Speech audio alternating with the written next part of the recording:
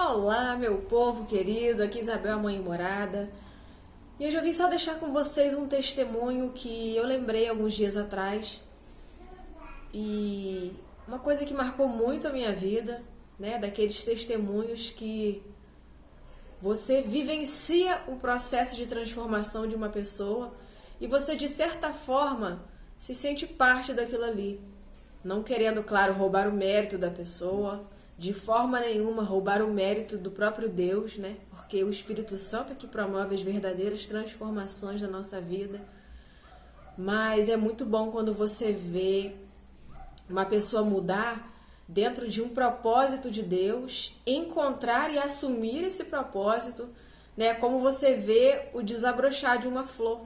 Cada dia que você vai até aquela planta, você vê que aquela flor está de uma forma diferente até que ela abre plenamente. E eu presenciei isso na vida de uma pessoa quando eu era professora da escola de vida.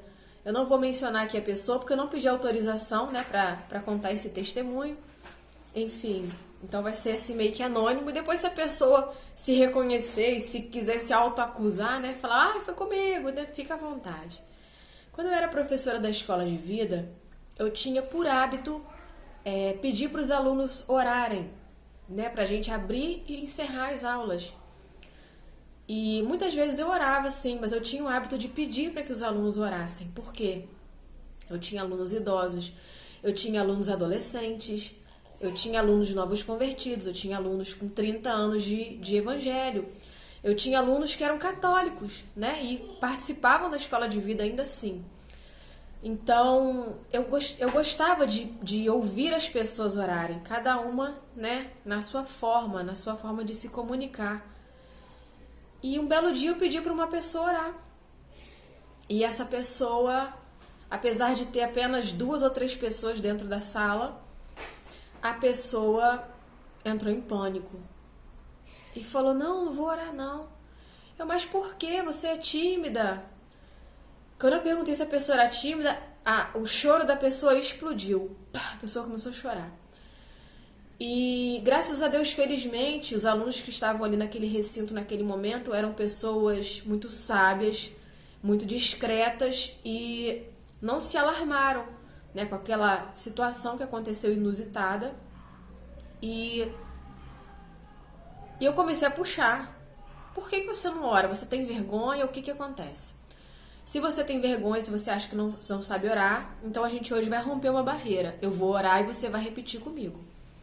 Porque hoje você vai manifestar sua voz aqui de qualquer forma.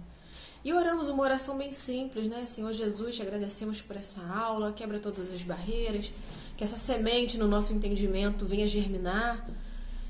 E depois dessa oração, né, a aula foi encerrada e essa pessoa me confidenciou que ela criou um bloqueio em orar em público, porque um dia ela, ao orar na sua inocência, né, ela fez a sua oração e logo em seguida uma pessoa que estava presente falou, nossa, é assim que você ora? Nossa, que esquisito. De alguma forma a pessoa recriminou a forma que ela se expressava, o tom de voz que ela usava, e aquilo feriu ela de uma tal maneira que ao longo de anos essa pessoa nunca mais conseguiu orar em público. Você tem noção do que é isso? E eu passei a meditar a respeito disso, né? Que eu tenho visto hoje, principalmente na internet, muita gente assim, desculpa a expressão, gente, mas uma cagação de regra tão grande que você não pode chamar Jesus de você, ou debochando porque as pessoas oram ele excelentíssimo Deus, amado Pai, a pessoa eleva seu tom de voz, né, de uma formalidade muito exacerbada, e as pessoas debochando. Tá, eu só queria ouvir de você, eu só queria saber de você. Quando você precisa ou precisava, quando criança, pedir algo ao seu pai, como você se comportava? Porque eu sei que tem gente que chega e pede pro pai simplesmente uma coisa e é uma coisa assim, fluida. Tem outras pessoas que precisam rodear, né? Rodeia o pai, faz aquela introdução, puxa um assunto danado para conseguir chegar e falar com o Pai. Da mesma forma, falar diante de um juiz, tem gente que vai chegar, oi doutor, boa tarde, preciso disso, obrigada. E tem gente que vai chegar e vai falar, excelência, excelentíssimo, data vênia, por gentileza, por obséquio. Vai ter aquele formalismo. Isso é de cada pessoa. Cada pessoa vai se expressar da forma que lhe é natural, da forma que lhe é inerente. Resumo, essa pessoa criou um bloqueio enorme, né? Além de ser uma pessoa tímida, uma pessoa super discreta, super quietinha, aquela pessoa que ri com os olhos, ela desenvolveu um bloqueio, além da timidez e um trauma em se expressar em público por causa de uma crítica baseada numa opinião pessoal de alguém que achava que aquela forma de orar não era legal. Isso é problema de cada um, né? Então, enfim.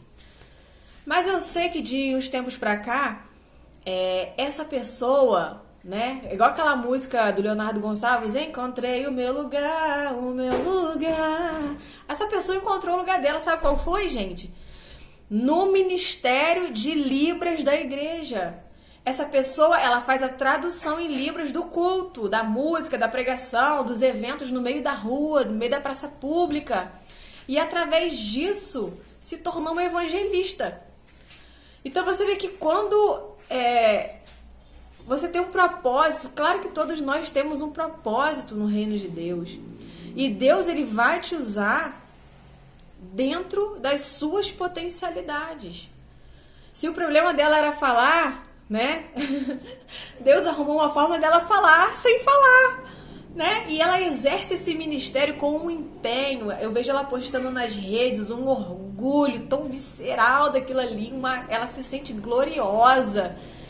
E eu fiquei feliz porque ela se expressa ao público, né? Ela tá pregando para centenas de pessoas enquanto ela faz a sua transmissão, né? A tradução ali em Libras, sem proferir uma palavra.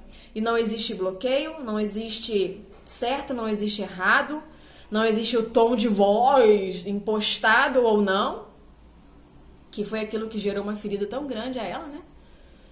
E você vê que Deus, na sua magnificência, ele encaixa a gente onde a gente tem que estar, aonde nós pertencemos. Não importa o machucado que você traz da sua vida, não importa a limitação que você tenha, não importa a impossibilidade que você tenha, né? Porque a gente às vezes reconhece nossos defeitos. A gente reconhece que gostaria de cantar, mas nossa voz não é a voz. Então a gente se contenta. Mas ainda no seu contentamento, naquilo que você pode, naquilo que você é capaz, Deus tem um propósito para você. E fica aí 2 reflexões, né? Para que você não desista de achar o seu propósito em Deus, não importando a sua limitação, existe um ofício para você, né? Na casa do Senhor, na obra do Senhor, existe. E a segunda reflexão, né? Que é uma coisa mais de autocrítica. Seja menos legalista, menos opinativo e menos rigoroso nas suas opiniões em relação à forma de se expressar das outras pessoas, né? A pessoa que adora a Deus pulando, glorificando, babando, cheia de meleca, com a cara no chão, ela não está adorando a Deus mais ou menos do que aquela pessoa que está contida no seu cantinho ali e está derramado por dentro, picado, esmigalhado. A gente busca muito um termômetro terreno para tentar medir as coisas de Deus. E as coisas de Deus não podem ser contidas nesse nosso coquinho aqui, limitado. Tá? Então, muito cuidado quando você for emitir uma opinião ou achar que está aconselhando ou criticando uma pessoa. E, na verdade, você está só ferindo, traumatizando e atrapalhando o processo de Deus na vida daquela pessoa. E a palavra de Deus diz, o próprio Cristo, ai daquele que fizer tropeçar um dos meus pequeninos. Então a gente precisa ter essa autoconsciência para que a gente não venha embaraçar o caminho de Deus, né? Tem umas modinhas aí que já que não pode ajudar, atrapalha, não é o contrário, meu filho. Não atrapalha Deus não, pelo amor de Deus, que senão fica ruim pra gente. Tá? Eu tô coçando a cara aqui, eu tô cheia de alergia, tá? Um beijo pra vocês, boa segunda, boa semana, boa vida, tchau!